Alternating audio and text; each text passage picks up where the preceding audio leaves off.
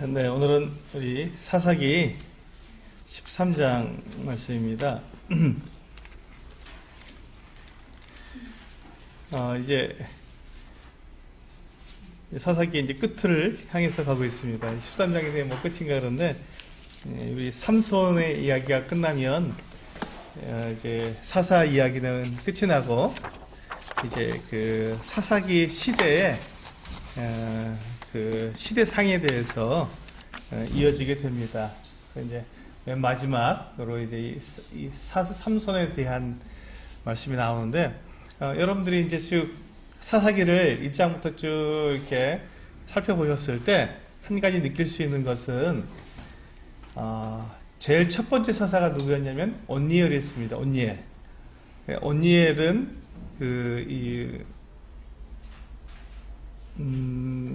굉장히 그 사사로서 잘 준비된 사람이었고, 또 영성과 또 용맹함과 이 모든 것들을 다 갖춘 굉장히 사사로서 이렇게 모범적인 그와 같은 사사였습니다.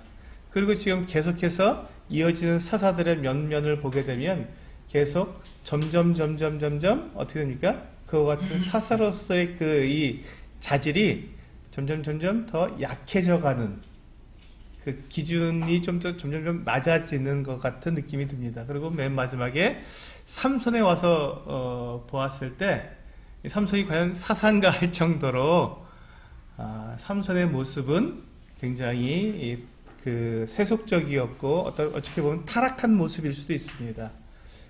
기생과 함께 지내게 되고 또 그 블레셋 사람들의 여인에게 가서 그가 이렇게 생활하는 모습들, 그리고 결국은 한 여인의 그 재촉에 못 이겨서 결국 자기의 힘의 근원을 밝힘으로써 하나님께 주신 이 나실인의 이와 같은 모습을 이렇게 잃어버리게 돼서 결국은 두 눈이 뽑히고, 그래서 결국 자기가 그 건물에서 같이 이게 죽게 되므로, 건물을 무너뜨림으로써 죽게 되는, 물론 이 삼손이 대단히 참 어떻게 보면 우리가 생각하는 것 이상으로 그의 면면을 살펴보면 굉장히 그 하나님을 향한 마음과 또 그 이스라엘 백성들을 사랑하는 마음은 있었지만, 그가 가지고 있던 그 힘, 그 능력, 이 모든 것들을 통해서 그가 어떻게 보면 좀 더 교만했지 않았는가 하는 생각을 가질 정도의 그 같은 인물이었던 것이 사실입니다. 그러다 보니까 지금 우리가 그 맨 마지막 이제 우리가 사무엘로 넘어가기 전에 이제 이 사사인 이 삼손을 우리가 대하게 되는데, 이 삼손의 면모는 오히려 온니엘과 비교했을 때 대단히 차이가 나는 그 같은 사사다는 것을 우리가 생각해 볼 수가 있겠습니다. 그래서 오늘 이제 사사기 13장에서는 이 삼손이 어떻게 태어나는가에 대한 탄생에 대한, 삼손의 이 출생에 대한 말씀을 하시고 있습니다. 그러면서 우리가 그들이 지금 삼손이 태어날 때 이 이스라엘 그 백성들의 그 형편이 어떠했냐면, 지금 블레셋 그 사람들에게 몇 년을 지금 압제를 당하고 있냐면 40년을 압제를 당하고 있었습니다. 이건 대단한 거예요. 40년이라 그러면 한 왕, 그렇죠? 다윗 왕도 40년을 다스렸고요. 또 솔로몬 왕도 40년을 다스렸습니다. 일반적으로 한 40년을 다스리면 선왕이 굉장히 잘 다스렸을 때, 그리고 또 이제 하나님께서 그를 복 주셨을 때 다스릴 수 있는 한 세대라고 보통 이야기를 하죠. 한 세대를 보통 40년 정도를 잡는데, 한 세대 동안 사사가 일어나지 않았고, 한 세대 동안 완전히 이 블레셋이라고 하는 이방 민족에게 이 이스라엘 그 백성들이 압제를 당하는 그 같은 참으로 불쌍하고 좀 기가 막힌 그 같은 상황 속에 있었습니다. 그런 상황에서 이제 하나님께서 이 마노아라고 하는 이 그 단지파 사람에게 하나님께서 이 하나님의 사람을 보내셔서, 천사를 보내셔서 그 마노아의 가족에 아이를 주겠다고 하는데 이 마노아의 아내가 임신을 하지 못했죠. 그래서 아이를 낳을 수가 없었었는데 이 아이를 낳지 못하는 이 마노아의 그 아내에게 내가 아들을 낳을 것이고 그 아들이 어떤 사람이냐면 7절을 보실까요? 13장 7절을 보시면 같이 읽어보시겠습니다. 시작. 그가 내게 이르기를 보라 내가 임신하여 아들을 낳으리니 이제 포도주와 독주를 마시지 말며 어떤 부정한 것도 먹지 말라. 이 아이는 태에서 나서 그가 죽는 날까지 하나님께 바쳐진 나시린이 됨이라 하더이다 하니라. 여기 보시면 이제 이 삼손의 출생의 비밀이 여기 있습니다. 우리 드라마에만 출생의 비밀이 있는 것이 아니라 이게 이 성경에서도 이 출생의 비밀이 나오는데요. 이 삼손은 어떠한 사람이었냐면 하나님께서 이미 지정하셨습니다. 어떤 사람으로 지정하셨다고요? 나시린으로 그렇습니다. 나시린으로 지정하셨습니다. 나시린이 과연 무슨 뜻이냐면 7절에 나와 있는 그대로입니다. 이 아이는 태에서부터 그가 죽는 날까지 어떤 사람이라고요? 하나님께 바쳐진 사람이다. 이게 나시린입니다. 하나님께 바쳐진 사람. 이 하나님께 바쳐진 사람이라는 뜻이 나시린인데 이 나시린은 이렇게 지금 삼손처럼 나면서부터 하나님께 바쳐진 사람이 있습니다.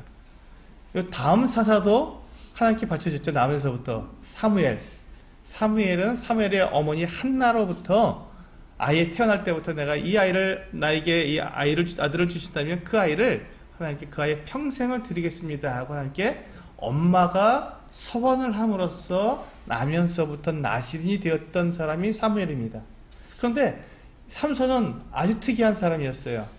부모님에 의해서 드려진 것도 아니고 자기 스스로 자기를 서원해서 드린 것도 아니고 하나님께서 아예 그를 택하셔서 너는 나시린으로 태어날 것이다. 처음부터 태에서부터 하나님께서 그를 특별히 부르셨고 특별히 그에게 하나님께 역사하셔서 그는 나시린으로 태어난 사람이었습니다. 우리 시작 성경에서 보면 예수님보다 6개월 먼저 태어났던 세례 요한도 일종의 나시린이었습니다. 그가 처음부터 하나님께서 그 아버지 스가랴가 분향하러 성소에 들어갔을 때 거기에서 천사를 만나게 되었고 그가 하나님의 사람으로서 하나님께서 그를 태어나게 하시겠다고 말씀해 주셨죠. 그 또 한 사람의 나시린이 있습니다. 누굴까요? 마지막 나시린 예수 그리스도. 주님도 역시 하나님께서 택하신 나시린으로 태어나셨습니다. 그래서 이제 보면은 나사렛 사람이라고 부르리라 하는 것과 나시린이라는 말과 거의 의미 같습니다. 나사렛 사람, 나자렛하고 또 나시린하고 거의 발음이 비슷합니다. 그래서 이제 예수님도 일종의 나시린이다 이렇게 우리가 보고 있습니다. 자, 그럼 이제 우리가 나시린이 과연 어떤 사람인지 한번 볼까요? 우리 민수기 6장으로 한번 가서 보시겠습니다. 앞에 여기 손을 넣으시고 민수기 6장으로 가셔서 나시린은 어떠한 사람인가? 우리가 방금 하나님께 바쳐진 사람이라고 우리가 말씀을 드렸지만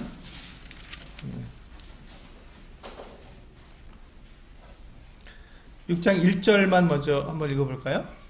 민수기 6장 1절 시작. 여호와께서 모세에게 말씀하여 이르시되 이스라엘 자손에게 전하여 그들에게 이르라.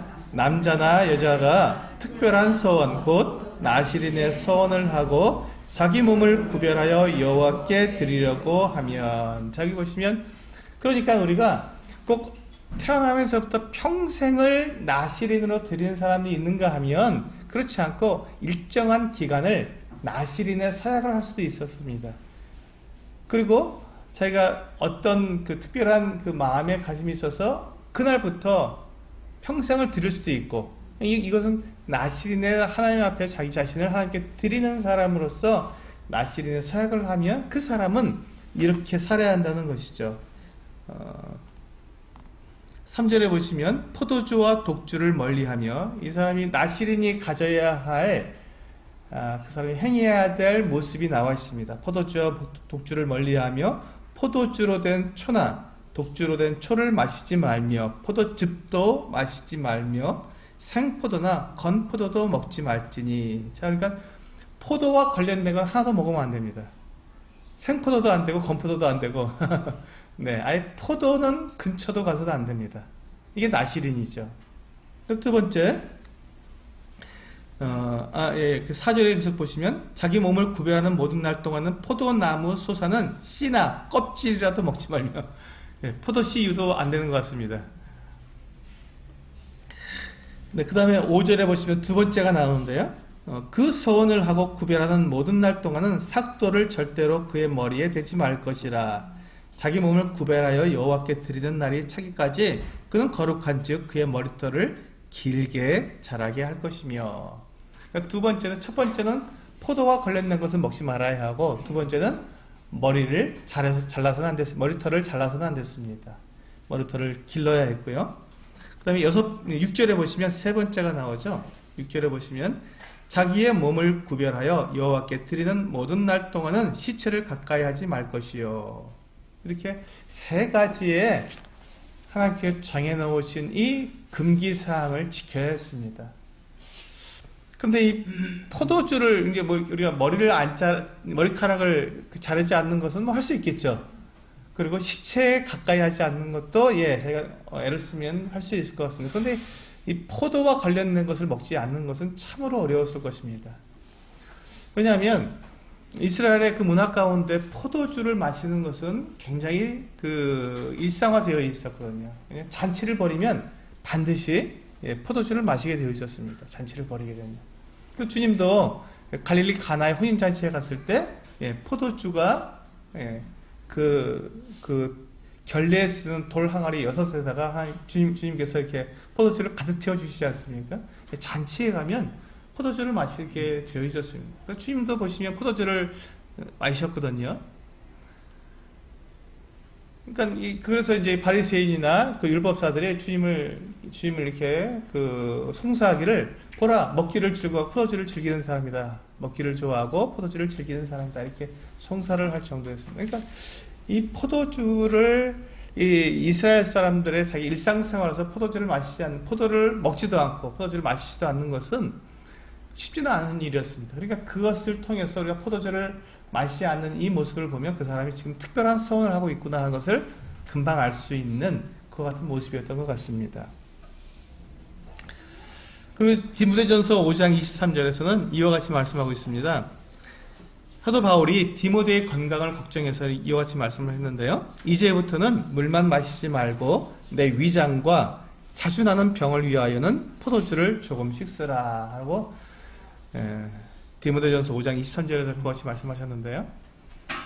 그러니까 이 포도주는 어떻게 보면 이 약으로서 약간 민간요법이죠. 민간요법으로 사용되는 어떤 양리작용을 위해서 사용하기도 했던 것 같습니다.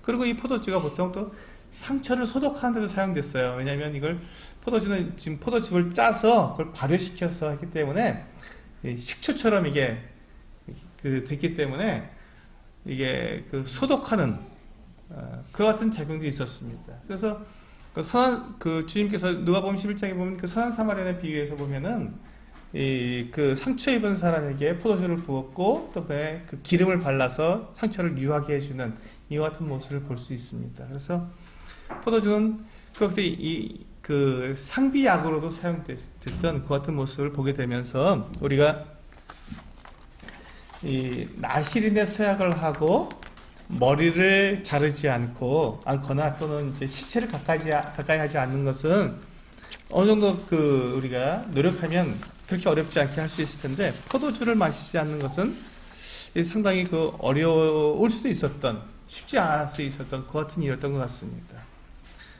그런데 하나님께서 왜 나실인들에게, 하나님께서 선한 사람들에게 이와 같이 포도주도 마시지 말고 머리카락을 자르지도 말고 그리고 시체를 가까이 하지 말라고 하는 이와 같은 금기사항을 정해주셨을까요? 이게 문제입니다. 이게 문제입니다. 왜 하나님께서는 이 나실인이라고 하는 사람들, 하나님께 자기 자신을 드린 사람들에게 그 사람이 자기를 다 바쳤으면 그냥 그렇게 살아가면 될 텐데, 굳이 그 사람이 그렇게 그 금기사항을 두셔서, 그것도 세 가지나 두셔서 그 세 가지를 반드시 지키도록 그렇게 하셨을까요? 우리는 종종, 우리 믿는 우리 성도들도 종종 어떤 생각을 하냐면, 내가 주님 앞에 내 자신을 드리거나 아니면 내가 어떤 그 하나님과 관계에 있어서 내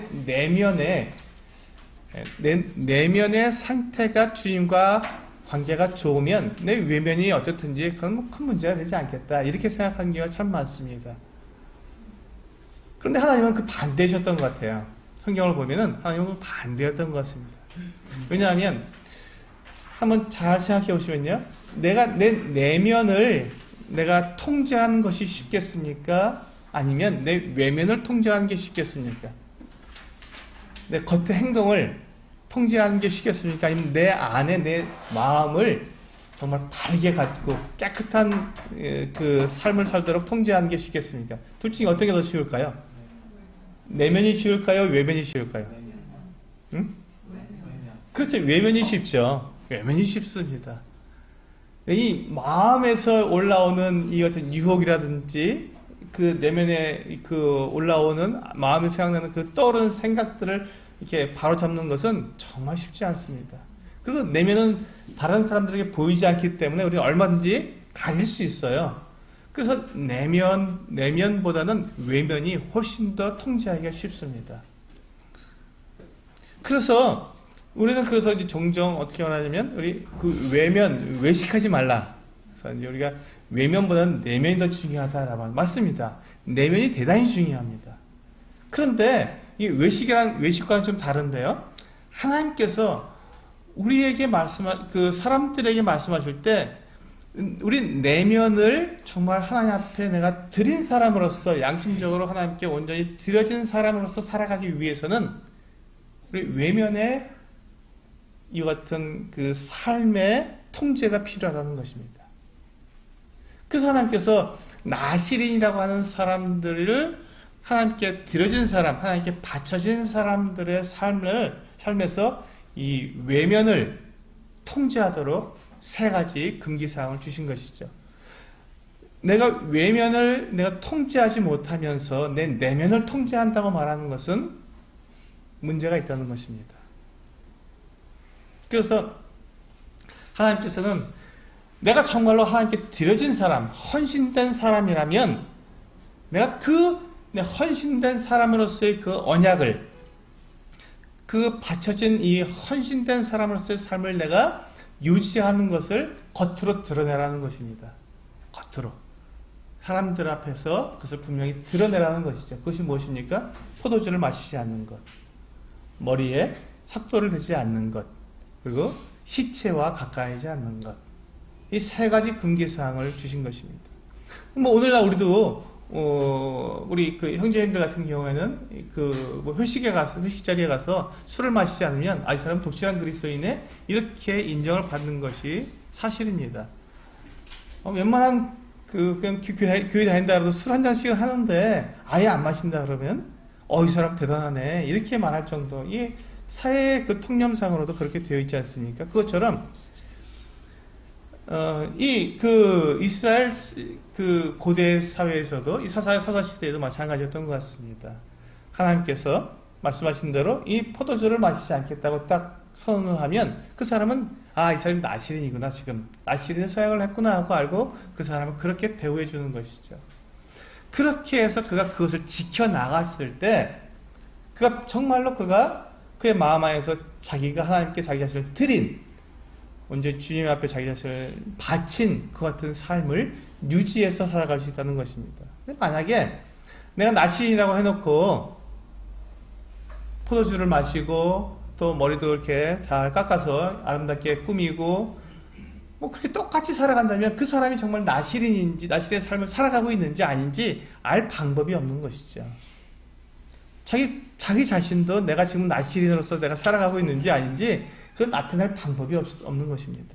그래서 하나님께서 이 나실인에게 요구하는 것, 이 세 가지 금기사항, 이것을 지켰을 때 당신이 정말로 이 나실인의 그 서약을 지금 지키고 그렇게 하나님께 들어진 사람으로서 지금 살아가고 있군요. 그 언약을 지금 계속 유지하고 살아가고 있군요라는 것을 드러낼 수 있다는 것이죠.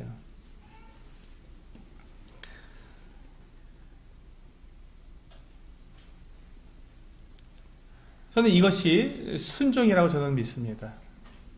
우리가 하나님 앞에 내가 어떤 약속을 하고 하나님께 어떤 그 서약을 했을 때 그 서약을 지켜나가는 그 같은 모습들이 나와 하나님과의 관계 그거에서만 끝나는 것이 아니라 그것이 드러나게 되고 그것을 그 겉으로 드러난 그 외면에서 그것이 하나씩 정확하게 지켜져 나갈 때 내 내면의 하나님과 이 약속한 것들이 지켜져 나갈 수 있다는 것이지요. 그래서 이것이 하나의 순종이라고 저는 생각합니다. 그래서 오늘 이 13장의 제목을 그 주제를 말씀드리지 않았는데요. 이 13장의 주제는 순종은 헌신을 끝까지 이루는 것이다. 이렇게 말씀을 드릴 수 있습니다. 오늘 이 본문 내용보다는 사사기 13장에 나와 있는 본문 전체 내용보다는 지금 삼손을 나실인으로 부르신 하나님의 마음, 나실인에 대한 하나님의 그 마음, 나실인이 어떠한 삶을 살아가는 것인가를 저는 말씀을 드리고 싶습니다. 오늘은. 그래서 이 나실인으로서의 이 삼손, 그리고 나실인으로서의 우리 그리스도인, 사실은 우리 그리스도인들도 지금 나실인들입니다. 엄밀한 의미에서 보면 우리도 나실인입니다. 제가 그 말씀을 나중에 드리겠습니다. 그런데 우리가 지금 나실인의 서약을 한 이 삼손이 어떻게 됐습니까? 나실인의 서약을 계속 지켰습니까? 예, 실패했거든요. 실패한 모습들을 보게 됩니다. 근데 거기에서 우리는 순종이란 이 하나님께 내가 서약한 이 헌신의 그 약속을 끝까지 이루는 것, 그것이 바로 순종이다라고 말씀을 드리는 것입니다. 우리 예레미야서 35장을 한번 열어보시기 바랍니다. 예레미야 35장에 보시면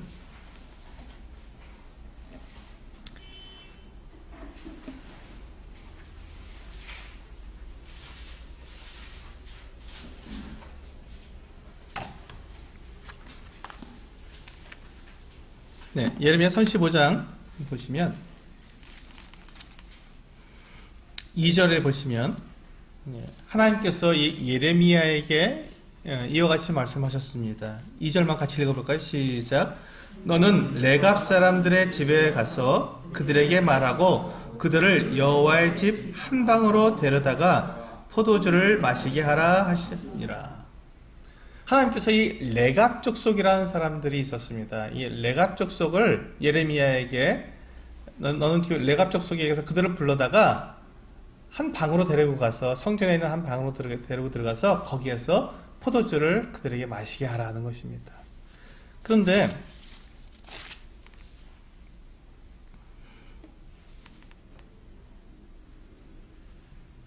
6절을 보시면 6절, 7절, 10절까지 읽어보겠습니다. 10절까지 6절부터 10절까지 같이 한번 읽어보시겠습니다. 시작. 그들이 이르되 우리는 포도주를 마시지 아니하겠노라. 레갑의 아들 우리 선조 요나답이 우리에게 명령하여 이르기를 너희와 너희 자손은 영원히 포도주를 마시지 말며 너희가 집도 짓지 말며 파종도 하지 말며 포도원을 소유하지도 말고 너희는 평생 동안 장막에 살아라.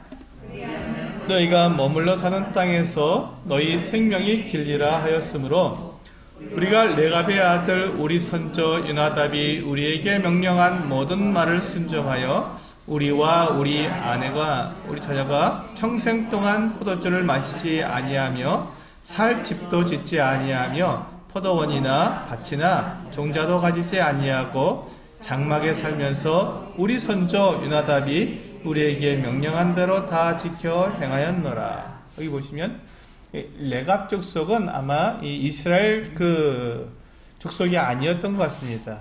레갑 족속에 대해서는 자세히 나와 있지 않은데 이 사람들은 마치 그 우리 여부수 족속 아시죠? 그 예루살렘 바로 위에 살던 여부수 족속처럼 그들이 여호수아를 속였지 않습니까? 멀리서 왔던 것처럼 이렇게 빵에 곰팡이가 피고 뭐 옷도 다 낡고 막 이런 상태로 와서 우리가 먼 데서 왔는데 우리가 약조를 맺어서 서로를 이렇게 죽이지 않기로 합시다. 이렇게 약조를 맺었습니다. 근데 알고 보니까 예루살렘 바로 옆에 있는 동네의 사람들이었어요. 근데 여호와의 이름으로 언약을 맺었기 때문에 그 여부 족속을 죽이지 못하고 그들을 이스라엘 지파들 가운데서 살도록 그렇게 해주었습니다. 그것처럼 이 레갑 족속도 아마 그런 부족 중에 한 족속 같았습니다.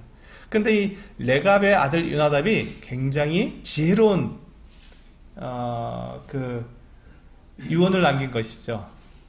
자기 그 후손들에게 너희는 이렇게 살아라. 그럼 너희가 아마 쫓겨나지 않을 것이다. 이 이스라엘 족속들에게서 미움을 사지 않고 살 수 있을 것이다.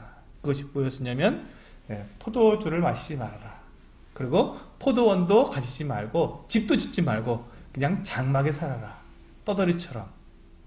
그러면 이스라엘 백성들이 봤을 때 그들은 아무런 해가 없거든요. 이스라엘 사람들이 땅을 가지고 있는데 그 땅을 빼앗아간 것도 아니고 포도원을 지어서 자기들이 부자로 사는 것도 아니고 뭐 그냥 떠돌이처럼 살고 있으니까 그냥 있어도 아무 상관이 없는 거예요. 그렇게 하면은 그들이 멸족당하지 않고 이스라엘이 너무 무서우니까 가나안 지파들을 다 이렇게 멸족시킬 때 그들도 멸족당할 수 있었지만 그렇게 그들이 포도주도 마시지 않고 아무 재산도 갖지 않고 그렇게 했을 때 그들이 이 이스라엘 사람들에게 전혀 해가 되지 않으니까 그들을 죽일 이유가 없죠. 그리고 이스라엘 사람들이 필요하면 거기 종노릇을 해주니까 그냥 두고 그들이 거기서 살 수 있었다는 것입니다. 근데 이때 그 아들 요나답이 그들에게 후손들에게 너희가 포도주를 마시지 말라 그랬는데 그것을 그들이 지켰다는 것이죠. 그래서 여기 보시면 8절에 보시면 우리가 레갑의 아들 우리 손주 요나답이 우리에게 명령한 모든 말을 순종하여 우리와 그리고 우리 아내와 자녀가 평생 동안 포도주를 마시지 아니하며 이렇게 되어 있습니다. 여기 보시면 남편도 포도주를 마시지 않았고 그 아내도 마시지 않았고 그리고 그 자녀들도 마시지 않았다. 온 가족이 완전히 이 하나님의 그 조상 요나답의 그 명령에 완전히 순종했던 모습을 볼 수 있습니다. 그들이 그렇게 했을 때 산다는 것이죠. 근데 그것을 지킨 것입니다. 그런데 이 모습을 지금 누가 이렇게 하셨냐면 하나님께서 이 레갑 족속을 아셨어요. 그래서 예레미야에게 레갑 족속을 불러다가 그 여호와의 집, 이 성전에 데리고 가서 거기에서 한 방에서 포도주를 마시게 해 보라는 것입니다. 그렇게 했더니 이 사람들이 어떻게 했다고요? 지금 예레미야는 선지자예요. 이 사람이 하는 말은 백성들은 거의 다 따라야 되는 거거든요.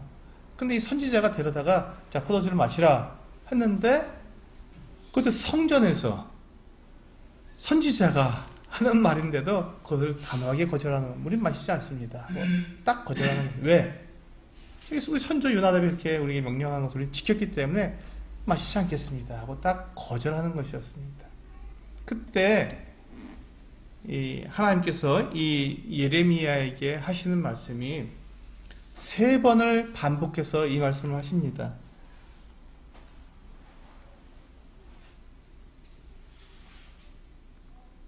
네, 14절을 보시면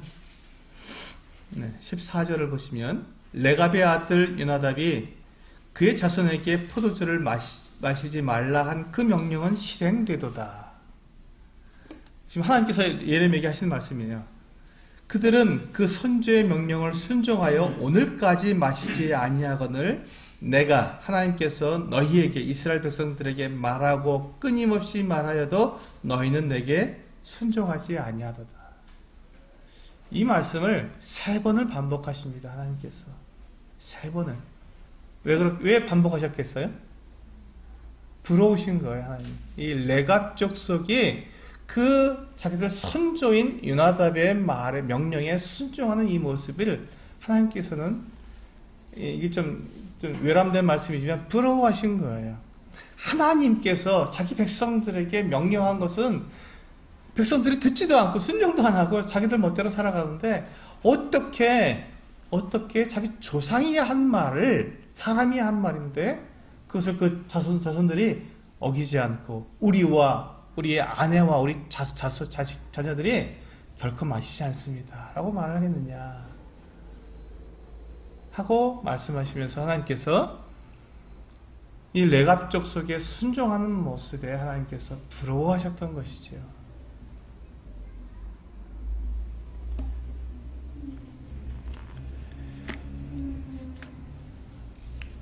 우리가 이 말씀을 보면 하나님께서는 우리가 하나님의 이 말씀에 순종하기를 그렇게 원하신다는 것을 알 수 있습니다.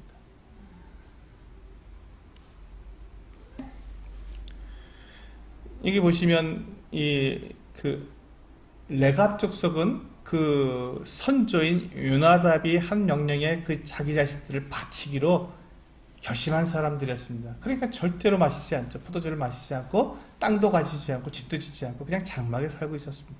평생을. 그럼 이 나시리는요? 나시리는 어떤 사람이었죠? 똑같이 하나님께 자기 자신을 드린 사람, 바친 사람이었습니다. 어떤 사람은 어떤 일정한 기간, 일주일이든 한 달이든 1년이든 바쳤겠지만 이 삼손과 같은 사람 또는 사무엘과 같은 사람은 평생을 하나님께 드렸습니다. 마치 이 레갑 족속처럼 말이죠.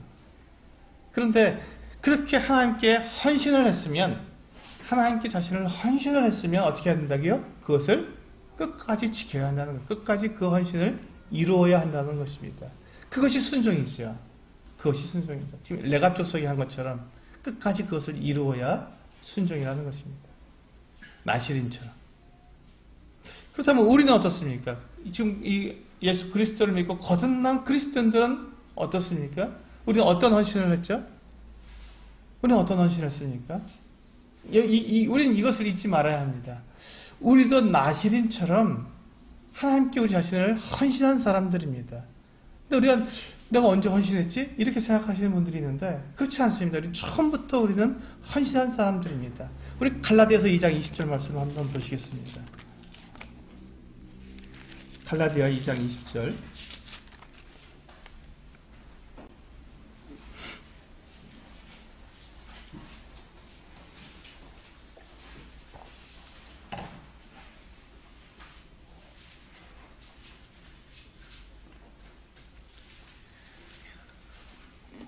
네, 갈라디아서 2장 20절 같이 읽겠습니다. 304쪽. 시작.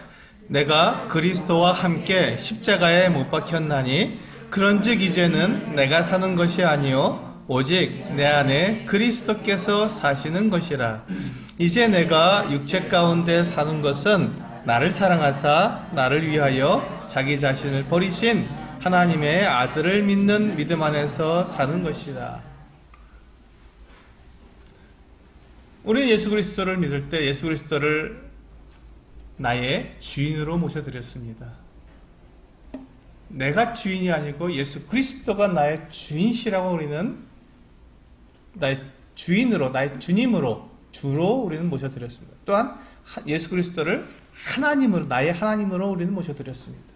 그 말은 내가 더 이상 나의 주인이 아니고 내 주인은 예수 그리스도 당신이십니다라고 고백했다면 그것이 바로 무엇입니까? 내가 예수 그리스도께 헌신했다는 말입니다. 나를 드렸다. 그래서 지금 갈라디아서 2장 20절에서 그렇게 말씀하고 있지 않습니까? 그런즉 이제는 내가 사는 것이 아니다. 내가 사는 것이 아니라 오직 내 안에 그리스도께서 사신 것. 그분이 주인 되셨으니까 내 안에 주인으로 들어와 계시기 때문에 그분이 사시는 것이다. 나는 그분께 나를 드린 것이죠. 내 몸을 드렸습니다. 나의 주인이 되어 주십시오 하고 그걸 영접했기 때문에 예수님께서 나의 주인이 되어서 내 안에 들어오셨다는 것은 내가 그분께 나를 헌신했다는 말입니다. 바쳤다는 것이죠. 그러니까 우리는 신약시대의 나시린입니다. 그래서 이제 내가 육체 가운데 사는 것은 나를 사랑하사 나를 위하여 자기 자신을 버리신 하나님의 아들을 믿는 믿음 안에서 사는 것이다. 그렇죠? 내가 이 땅에서 내가 살아가는 그 삶 자체가 바로 내가 그분을 믿는 믿음 안에서 그분이 나의 주님이시여 나의 하나님을 믿는 믿음 안에서 살아가는 거기 때문에 우리는 내가 나를 나시린으로 하나님께 바친 사람들이라는 것입니다. 예수 그리스도께 바친 사람들.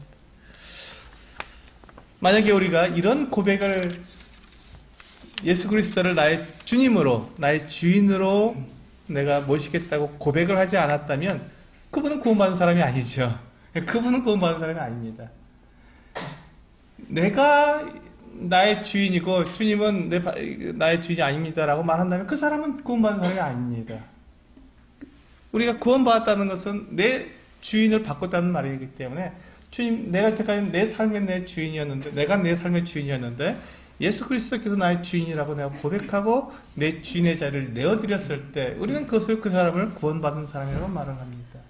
근데 그것이 안 됐다면 그건 그 사람은 구원받은 사람이 아니죠. 물론 우리의 삶에서 그것을 이루는 것과 내가 그렇게 하나님 주님께 고백한 것과는 다르죠. 그래서 우리가 예수 그리스도를 믿었다는 말은 내 자리를 주님께 내어드리겠습니다라고 우리가 헌신한 사람들이라는 것입니다. 그래서 그 헌신을 어떻게 하라고요? 끝까지 이루라는 것입니다. 끝까지 이루라. 그것이 순종이다.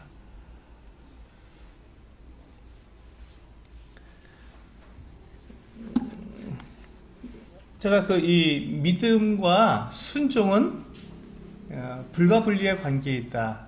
나눌 수 없는 관계다. 동전의 양면과 같다고 말씀을 드렸습니다. 근데 이 믿음의 시작은 그것을 인정하는 것입니다. 하나님께서 예수 그리스도께서 나의 주인이시다라고 내가 인정하는 것, 그것이 믿음의 시작입니다. 믿음은 내가 하나님의 말씀, 하나님의 약속을 내가 인정하는 것으로부터 시작이 됩니다. 그리고 그러면 믿음의 결국은 무엇일까요? 그것이 순종입니다. 내가 예수 그리스도께서 나를 위해서 죽으시고 나의 주인이 되어주셨다는 그것을 내가 인정하는 순간 나는 믿음이 시작된 것입니다. 그리고 그 믿음이 시작되어서 그 믿음이 자라서 그 결국이 뭐가 된다고요? 순종이 되는 것이죠. 내가 내 자신을 완전히 주님께 다 내어드릴 수 있을 때, 온전하게 내어드릴 수 있을 때 그것이 믿음의 완성이 되겠죠. 그래서 우리는 지금 우리가 인정에서부터 순종으로 나아가는 그 과정 가운데 우리가 있습니다. 이 신앙생활이라는 것이 바로 그것이죠. 내가 주님을 인정하고 받아들였을 때, 그때부터 믿음이 시작되었고, 이제 그 주님을 경험하여 나아가는 동안 내가 계속해서 내 자신을 하나님께 순종해 나아갈 때, 그래서 온전한 순종이 완전히 될 때가 믿음의 완성이 되는 것이겠죠. 그때면 우리는 주님 나라 가 있겠죠. 완전한 순종은 주님 나라에서 우리가 이루어질 것입니다. 이 땅에서는 우리는 그 인정과 완전한 순종 그 사이에서 우리가 지금 신앙생활을 하고 있는 것입니다.